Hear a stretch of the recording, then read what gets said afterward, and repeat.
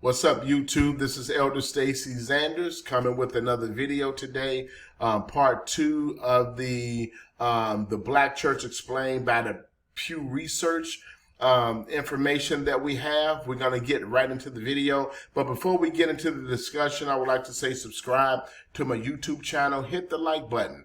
I want you to understand it's very important for you to hit the like button and then hit that notification bell so you can be updated each time we release new content. But let's get right into the discussion, the numbers, the statistics of the Black church. All right. Only 1 in 4 Black Protestants identify with one of the 8 historical denominations that compose a Conference of National Black Churches. Larger shares identify with evangelical or mainline denominations at 30% or offered a vague description such as just Baptist or just Pentecostal at 32%. The remainder said they were non-denominational at 15%. Among churchgoers, Black Republicans are less likely than Black Democrat to attend a Black congregation, 43 versus 64%, and more likely to attend a white congregation at 22 versus 11%. While Black nons or non-denominations are growing, now comprising almost 1 in 5 Black adults at 18%, most of the unaffiliated still credit Black churches with improving racial equality at 66%. And more say the Black churches have little influence in society at 35% than too much influence at 19%. However, 6 in 10 of all Black adults agree that historically Black congregations should diversify at 61%. And those who worship at Black at 61, at white and other at 66, and multiracial at 62%. Congregations agree slightly more than those who seldom or never attend church at 60%. It is most important to note that multicultural generally means monoculture with multicolors, since most of the churches that fit this description tend to be white-led churches that have attracted Blacks and not the other way around, said Jeff Wright, the CEO of Urban Ministries. The dominant culture's expectations of unilateral assimilation is something that Jacqueline Dyer, an associate professor of social work at Simmons University, has also noticed.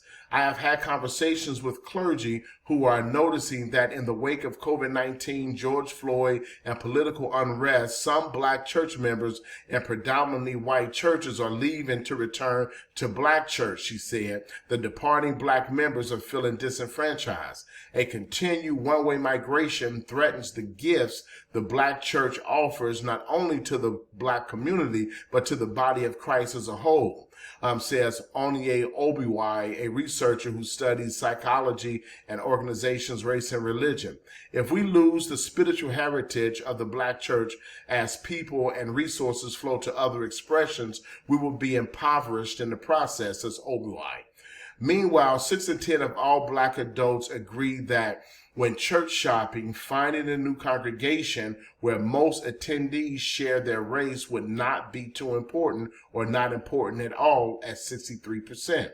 A majority of those who worship at Black congregations agree at 58%, though they are less likely to do so who have attended white/other churches at 75% or multiracial at 69% congregations, or those who seldom attend church at all. But let's take a look at this chart here and kind of get into some of the numbers. Race of their congregation, not a high priority for most Black Americans. And let me just say this before we get into the chart.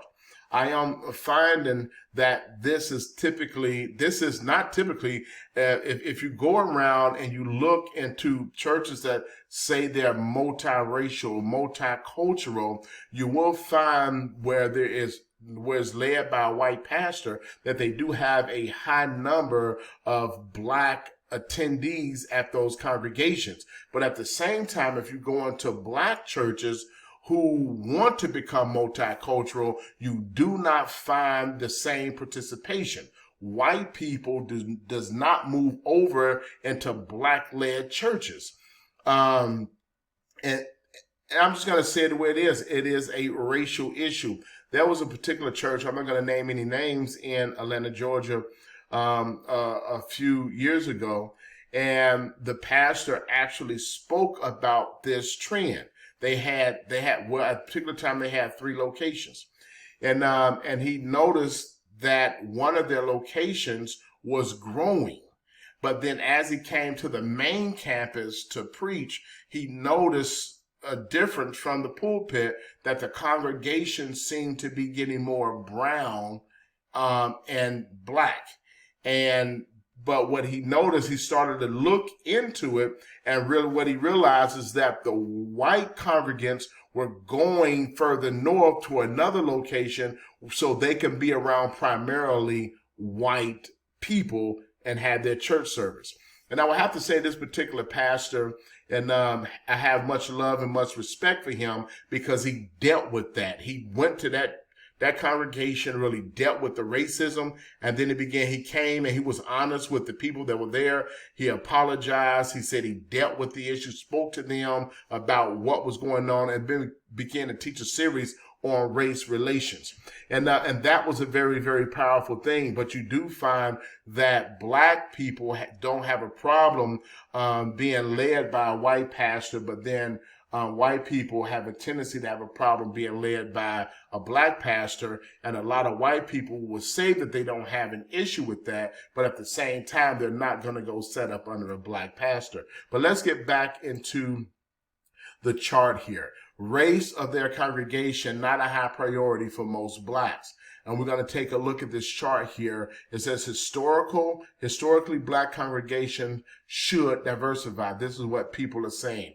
But you cannot diversify if people of other ethnics, of other cultures don't come into the church. Or is it to say that the black church need to implement some reforms so that they can get other cultures to come into the church? Either way, it's something to be looked into. But all black adults, 61% says that their black church need to diversify. Attend a black congregation at 61%, or white/other race congregations, 66% of them. Notice those that go to the blacks that are in the churches that have both white and black, 66% of them say the black churches should diversify.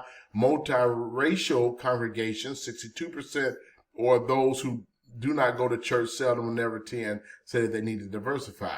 And then this question over here, it was, if looking for a new congregation, finding one where the most other people share your race would be not at all important. So you see down here, so there is a growing number of people, but also the 63% say they wouldn't care if they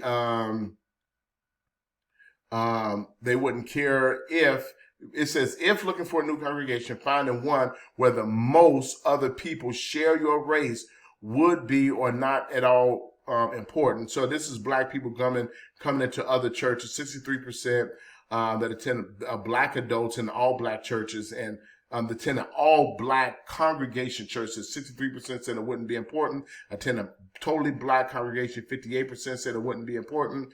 White/other congregations, 75% said it wouldn't be important. Multiracial, 69%, and then 65% of those that seldom attend.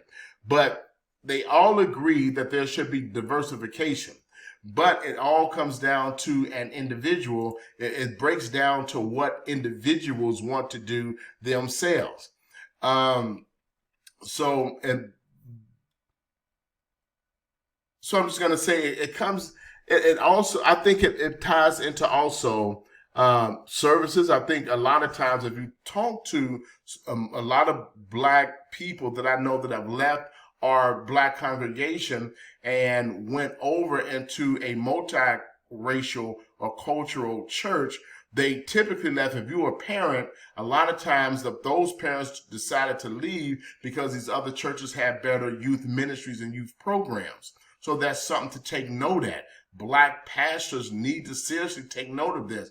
People will leave your church if you don't offer a dynamic youth ministry. And so if you allow the youth ministries to fall apart, die out, it needs to be rebuilt. And unfortunately, it could take years to get that rebuilt again. So, and then when people that come into the church, that bear children in the church, and they go away from the church, you're talking about the future of the church walking out the door. So it is incumbent upon us to do what is necessary to make sure that we retain the members that we have in our congregations. But that is just a look at some of the Pew Research looking into this shift. There is transition, time transitions. When you look at Jesus, when the Old Testament, you had between Malachi and Matthew 450 years, but then you had a 33, I would say up to when time that Jesus was born, started his ministry at the age of 30, I would say somewhere between the next 100 years, there was a transition, just with Christ transitioning out of the old into the new. And Jesus said, you cannot put new wine in an old wineskin. Or, because if you put new wine in an old wineskin, the new wine with its fresh enzymes is going to burst through that old leather. And you can't put new wine in an old wineskin. So churches, we have to understand that we have to begin to transition. I'm not talking about into sin, into worldly or into ungodliness, but there are some methods that have to change if we're going to see that dynamic growth that we want to see. The message don't change, but our methods will have to change. All right, that's it for this particular video here. We're going to continue on looking at some more statistics and numbers concerning the church. We're going to be getting into the financial abuses in the church, looking at some numbers there, sexual abuses that take place in the church, and we have to take a hard look at this. We can't stick our head in the sand like we're an ostrich and act like the danger is not coming. A wise man foresees the danger and hide himself. A fool passes on and is punished. And if we're going to see change, we have to address the needs that we see and then deal with it. Deal with the fault. Deal with the issue. Deal with the root, and then begin a process of making the necessary changes. Because I tell people all the time, you can pray all day and night, but God is not going to do everything for you. You're going to have to get up off your knees and you're going to have to do something. Nothing from nothing leaves nothing. God ain't going to do everything for you. You can sit back and you can say, I'm praying for a husband, I'm praying for a wife, but then you don't make yourself findable. Trust me, you're not going to get married. No one's just going to find someone that can't be found. You have to make yourself findable. So if we're going to implement these changes, we have to expose the issues that we have in order so we can pour in some of that healing balm and begin to make the corrective changes. But this process, it hurts, but we got to do it. We got to talk about it. We have to address it. This is Elder Stacy Zanders. Until the next video, God bless.